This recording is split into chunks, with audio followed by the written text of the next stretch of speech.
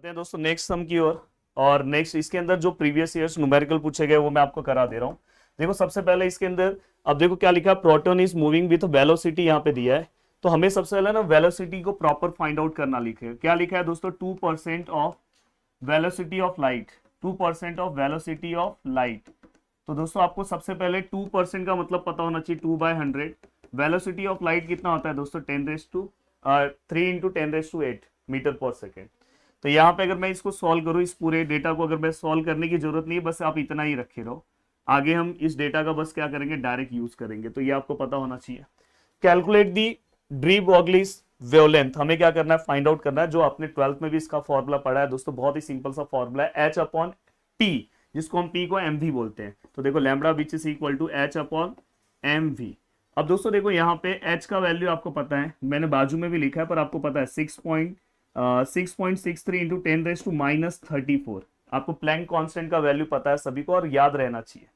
Then दोस्तों ये होने के बाद आपको यहाँ पे m मतलब यहाँ पे मास ऑफ प्रोटॉन का वैल्यू पता होना चाहिए। कभी कभार अगर इलेक्ट्रॉन लिख के आया तो आपको इलेक्ट्रॉन का ही पता होना चाहिए, जो मैंने आपको लेजर वाले न्यूमेरिकल में बताया है, जो इसके बाद में करवाने वाला हूँ। तो दोस्तों यहाँ पे इसका जो वैल्यू है मैंने यहाँ पे लिखा है दोस्तों, देखो 1.673 इंटू 10⁻27।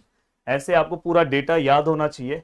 एंड दोस्तों अगर मैं v की बात करूं तो वेलोसिटी का आंसर कितना है दोस्तों, देखो मैंने यहाँ पे निकाला है 2/100 इंटू 3 × 10⁸।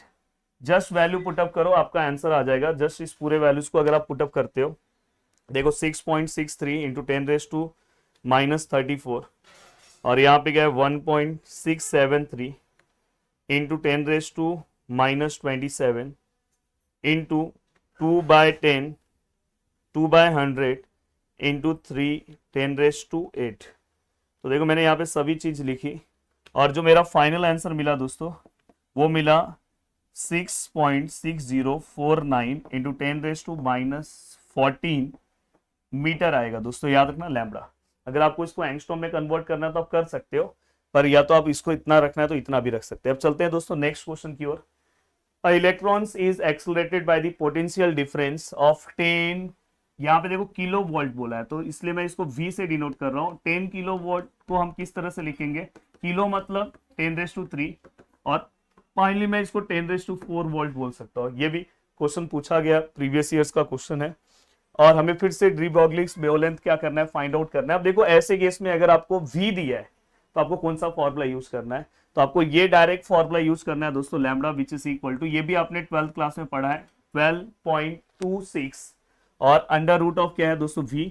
हाँ ये जो आपको आंसर देगा डायरेक्ट एंगस्ट्रॉन में आंसर देगा, तो ये चीज का ध्यान रखना। 12.26 और अंडर रूट ऑफ यहाँ पे V का आंसर कितना है दोस्तों, तो V का आंसर है 10⁻⁴।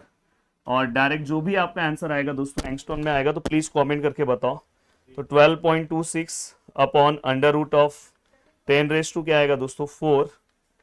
और अगर मैं इसको सॉल्व करूं तो मेरा आंसर आ रहा है 0.1226 एंगस्ट्रॉन। तो दोस्तों यहां से ये देखो, ये वाला जो क्वेश्चन है दोस्तों कब आया था, मई 22 में आया था। और इसके पहले वाला क्वेश्चन कब आया था दोस्तों, ये दिसंबर 22 का क्वेश्चन है। तो ये आपको इस क्वेश्चन के बारे में भी आइडिया होना चाहिए, जो मैंने आपको बहुत ही अच्छे तरीके से करा दिया।